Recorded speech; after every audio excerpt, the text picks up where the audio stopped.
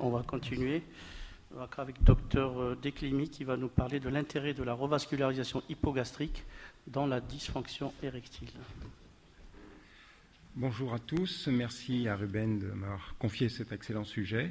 Donc, revascularisation hypogastrique, quel intérêt dans le traitement de la dysfonction érectile? Comme vous le verrez, c'est une pathologie qui est essentiellement due au vieillissement et je n'ai toujours pas de conflit d'intérêt dans ce domaine, je rassure Raouf. Comme on va beaucoup en parler, je vais commencer par un peu d'anatomie, un peu de physiopathologie. Donc l'érection pénienne, c'est un phénomène complexe qui implique un équilibre délicat et coordonné entre les compartiments neurologiques, vasculaires et tissulaires. Là, on a une coupe transversale de la verge. On voit qu'il y a 3 compartiments érectiles, 2 corps caverneux, 1 corps spongieux. Le corps spongieux est composé de cellules sinusoïdes qui sont faites de cellules musculaires lisses et de cellules endothéliales. Le tout étant contenu dans une albuginée qui n'est pas extensible et le retour veineux, alors que les artères sont plutôt centrales, le retour veineux est assuré par des veines qui sont sous-albuginées. Ça sera important dans le déroulement de l'érection. Alors, c'est un influx nerveux parasympathique qui part bien sûr du cerveau et qui va descendre, qui va passer par les racines sacrées. Cet influx va entraîner une relaxation des cellules musculaires lisses, des cellules sinusoïdes, par une augmentation de l'AMP et du GMP cyclique, avec une augmentation du calcium intracellulaire dans les cellules musculaires lisses. C'est renforcé par le monoxyde d'azote produit, lui, par les cellules endothéliales lors du gonflement de la verge, et c'est inhibé par les phosphodiesterase de 5 qui sont la cible, vous le verrez, du Viagra. Cette relaxation des cellules musculaires lisses entraîne un afflux de sang artériel par l'ouverture des espaces sinusoïdes des corps caverneux. Et enfin, on a un blocage mécanique du retour veineux par une compression des veines sous-albuginées due à la tension dans les corps caverneux. Alors, que se passe-t-il? On a les phases de l'érection pénienne. On voit que dans la phase de latence, on a une augmentation importante du flux artériel dans l'artère pudendale et que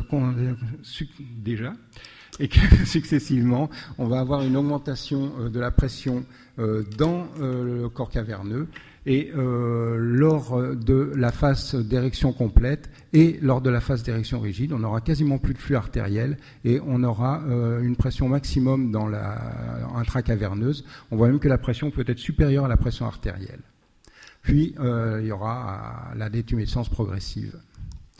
Alors, des fois ça fonctionne, une simple idée le soulève, une simple pensée le soulève, mais des fois ça ne fonctionne pas. Alors qu'est-ce que la dysfonction érectile? C'est une incapacité persistante à plus de 3 mois à atteindre et à maintenir une érection suffisante à une performance sexuelle satisfaisante. Ça touche à peu près un homme sur 3 à 40 ans. Vous voyez que la définition est assez vague parce que ce qui peut être satisfaisant pour l'un peut être des fois incomplet pour l'autre.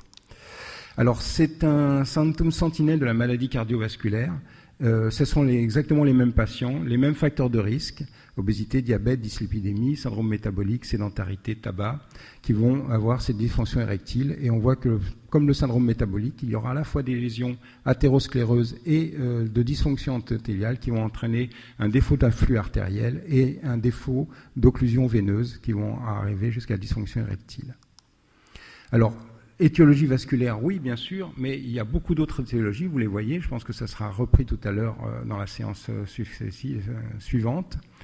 Donc, il faudra éliminer toutes ces causes avant d'arriver au problème artériel. Alors, dans le diagnostic de la dysfonction érectile, il y aura bien sûr un interrogatoire minutieux et répété, un questionnaire standardisé, des bilans biologiques, anatomiques et fonctionnels à faire. Et pour les principes de traitement, on a bien sûr le contrôle des facteurs de risque, perte de poids, activité physique, arrêt du tabac, traitement de la cause s'il en a une qui a été retrouvée et s'il y a un traitement, et bien sûr, souvent en première intention, des tentatives avec le Viagra ou ces autres médicaments pour traiter cette hypofertilité.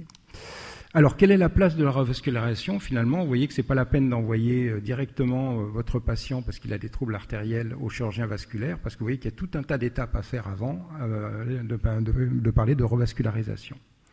Alors on va prendre un rappel anatomique, on vient de le voir, l'aorte, les artères iliaques primitives, artères iliaques internes et externes.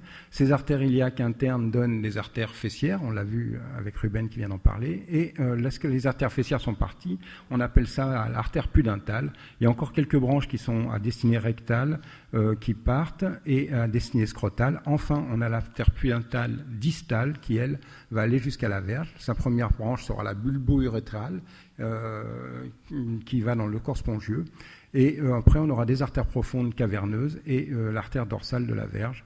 On voit qu'il y a une contribution à d'autres artères pudentales dans 10% des sujets qui viennent de branches de l'iliaque externe ou de la fémorale commune. Alors, si on prend d'abord le syndrome de Leuris, c'est-à-dire on part de tout en haut et puis on va descendre progressivement vers l'objet du délit. Donc, dans le syndrome de Leuris, on vient d'en parler, là, il y a peu d'études qui ont été faites sur la dysfonction érectile. On va voir qu'il y en a 20. Alors là, c'est une étude qui est assez bien faite, 148 hommes avec une vraie dysfonction sexuelle d'origine artérielle et pas tous les autres étiologies. L'âge est relativement jeune, 52 ans. Les traitements qui ont été faits sont des traitements anciens, puisque c'était avant, finalement, les patients ont été rentrés avant les traitements endovasculaires. Donc, c'est des revascularisations aorto-biliaques ou aorto-bifémorales, avec plus ou moins de revascularisation directe de l'artère iliaque interne. Et ils se sont intéressés sur les résultats à la différence entre ceux ayant eu une revascularisation directe de l'artère iliaque interne et ceux ne l'ayant pas eu. Donc, le gain sur la fonction sexuelle, tout sujet confondu, n'est que de 36%. C'est un peu le même problème que pour la claudication fessière. Le résultat n'est pas vraiment garanti. Mais on a 30% de résultats favorables dans le groupe sans revascularisation directe et 70% dans le groupe avec revascularisation directe de l'artère iliaque interne. Donc on voit quand même qu'il y a un intérêt à la revascularisation directe de l'iliaque interne pour la fonction sexuelle. Mais bien sûr, attention, on a vu que c'était quelque chose de complexe, neurovasculaire, tissulaire, et si on blesse les nerfs, les plexus, malheureusement, on n'aura pas d'un bon résultat. Alors, les études s'intéressant directement à l'iliaque interne, bon, il n'y avait pas de revascularisation chirurgicale qui ont été publiées sur la dysfonction sexuelle. C'est-à-dire que je n'ai jamais opéré quelqu'un qui est venu me dire « j'arrive pas à avoir une érection et c'est l'iliaque interne, je vais vous faire chirurgicalement ». Ça n'a commencé qu'avec le début de l'endovasculaire. On voit que les publications qui sont assez rares datent de 82, 84. Donc c'est toute cette période où on dilatait à peu près tout puisqu'on avait ces nouveaux outils. Et ça s'étend jusqu'au début du Viagra où les études ont été quasiment arrêtées. Alors on voit que c'est des études de faisabilité. On va publier ses réussites, on ne va pas publier ses échecs. Il y a quelques séries qui retrouvent par contre des succès qui sont à 33% avec des lésions orthoiliaques et iliaques internes. Donc il y a peu de résultats concluants dans ces revascularisations directes endovasculaires sur des lésions isolées entre guillemets de l'artère iliaque interne. Alors pourquoi il y a peu de résultats, que ce soit dans le riche ou dans l'endovasculaire? Mais parce que c'est un problème de lésion extrêmement étendu. Ça n'est pas une pathologie uniquement d'une grosse artère où qu'on va dilater puis tout le reste ira bien. On voit dans cette étude de faisabilité 26 hommes, âge moyen de 55 ans, bien sûr mauvais répondeur au Viagra, sinon ça ne sert à rien, échodoppler pénien plus artériographie sélective, et on voit que les lésions artérielles sont assez diffuses, iliaque commune, iliaque interne, pudentale. Ils ont évalué les macroangiopathies jusqu'à l'artère pudentale, puis microangiopathies jusqu'à après l'artère pudentale interne. Les résultats, finalement, sur les 26 hommes, il n'y a eu que 11 malades qui ont été traités. Les autres ont été considérés comme c'est pas la peine de le faire parce que ça ne marchera pas. 17 lésions traitées, artère iliaque commune 2, interne 10, pudentale 5. Moins de 50% donc de lésions isolées jugées revascularisables. Et le problème qu'ils ont souligné, c'est que c'est le problème prépondérant de la microangiopathie. Faut-il descendre dans les branches? Alors là, c'est une étude qui est assez bien faite. C'est le JAC 2012. C'est une étude californienne. Ils se sont intéressés là aussi à des patients mauvais répondeurs aux inhibiteurs au Viagra, avec des lésions isolées de l'artère pudentale interne. Donc ils ont fait un screening, ils ont pris 300 hommes et vous voyez qu'ils en ont traité que 30, donc 1 sur 10. Donc déjà, il y a une sélection qui est assez énorme. L'âge moyen, 60 ans. Les résultats, 45 lésions traitées, un succès technique à 100%, oui, mais bon, avec une telle sélection, c'est un peu normal. Succès fonctionnel à 6 mois, 59%, donc vous voyez que c'est déjà pas garanti malgré la sélection. Et une rosténose à 34%, donc malheureusement, une évolution souvent vers la rosténose. Donc oui, c'est possible chez peu de malades, avec des résultats fonctionnels non garantis et 30% de rosténose. Encore plus loin, donc dans l'artère pudendale distale, cette fois-ci, simplement une simple angioplastie, 22 hommes, 61 ans, angioplastie percutanée, avec un suivi à 8 mois. Le succès technique, 91%. Rosténose à 8 mois, 59%. C'est énorme. Succès clinique, 50%. Là aussi, on voit que malgré une sélection, ce n'est pas garanti immédiatement et ça peut rosténoser. Alors, est-ce qu'il y a encore une place pour la chirurgie conventionnelle ? Il y a au moins une quinzaine de techniques qui ont été décrites. Là, j'ai retenu celle-ci, qui est limitée à des patients relativement jeunes, suite à des traumatismes, macrotraumatismes du bassin ou microtraumatismes fermés, notamment un peu comme les cyclistes avec l'endofibrose iliaque externe. C'est-à-dire c'est de dysfonction endothéliale cette fois-ci. La revascularisation, c'est une anastomose entre l'artère épigastrique inférieure et l'artère dorsale du pénis distale. 1500 patients quand même, c'est une grosse étude. 60% de satisfaction avec un suivi supérieur à 1 an. Donc, ça a un intérêt, oui, mais sur des patients jeunes, plutôt d'origine traumatique. Autre technique qui est a priori un petit peu amusante, c'est la création d'une fistule artério-veineuse. Donc, on revient à ces bases. C'est une étude turque, 125 hommes, âge moyen 42 ans. Et là, on voit que c'est surtout une étiologie véno-occlusive, donc sans évaluation préalable de la macrovascularisation. L'anastomose est faite entre l'artère épigastrique et les veines dorsales de la verge. Ils allaient 81% de succès à 3 mois, 63% à 5 ans, avec quelques complications majeures d'hypervascularisation du gland, ayant nécessité des ligatures des fistules.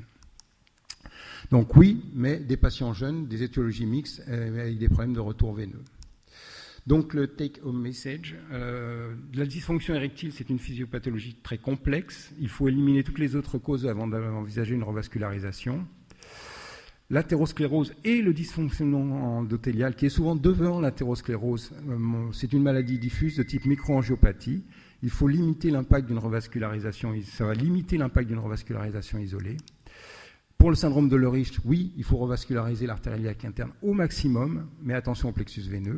Pour les revascularisations isolées iliaques internes, les études ne portent pas vraiment de conclusion, avec un risque fort d'échec, et donc là, il va falloir évaluer le rapport bénéfice-risque. De même, pour la revascularisation beaucoup plus distale, peu de candidats, on a vu, des risques d'échec importants avec des rosténoses.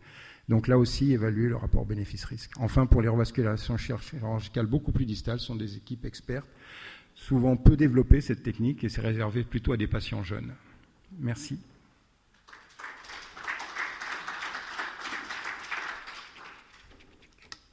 Et une question dans la salle. Mais merci Antoine Fex, urologue donc, et sexologue. Donc bien évidemment très intéressé parce que la transversalité, la dysfonction érectile, c'est notre pain quotidien, enfin en tout cas c'est le mien en termes de consultation. Je crois que ce qui est important dans ce que tu as dit, parce que j'ai bien regardé les études que tu as citées, et notamment quand tu dis succès, le succès pour un chirurgien vasculaire, c'est que ça va un peu mieux. Quand on voit par exemple une des études que tu as citées, le score IEF qui est un score d'érection, alors c'est vrai qu'il y a certains qui s'améliorent. On passe d'un score IEF de 10 à par exemple 20 en moyenne. Mais 20, on est toujours en dysfonction érectile. C'est-à-dire qu'on peut espérer en moyenne avoir une dysfonction érectile sévère qui devient une dysfonction érectile moyenne. Donc on peut espérer une récupération partielle. D'avoir l'absence de dysfonction érectile et a fortiori sans IPDE5, c'est quasiment jamais quand tu regardes bien les études. Et quand on voit certaines études de faisabilité, 100%, ça veut dire qu'on a eu quelques érections. Ça ne veut pas dire derrière satisfaction sexuelle. Néanmoins, je pense que c'est intéressant. C'est-à-dire qu'il faut bien comprendre, c'est que ces indications, c'est avant tout vasculaire. C'est pas pour, comme tu l'as dit, bénéfice-risque. C'est, je pense, et alors là, c'est votre champ, entre guillemets, de compétences et d'action. C'est parce qu'il faut le faire sur le plan vasculaire. Mais vendre ça, entre guillemets, comme la guérison de la fonction érectile, tu l'as très justement dit, à cause de la microangiopathie, qui est très souvent distale et qui va faire que on va avoir un résultat au moins limité. Néanmoins, c'est intéressant. Les recos officiels de l'AUA, Société américaine d'urologie, ou de l'EAU, etc., sur les revascularisations, c'est ce que tu as dit à la fin, c'est patient jeune traumatique. Toutes les autres indications, a priori, dans le temps, ou même immédiatement, en tout cas uniquement à visée érectile, a priori, ce n'est pas recommandé. Patient jeune.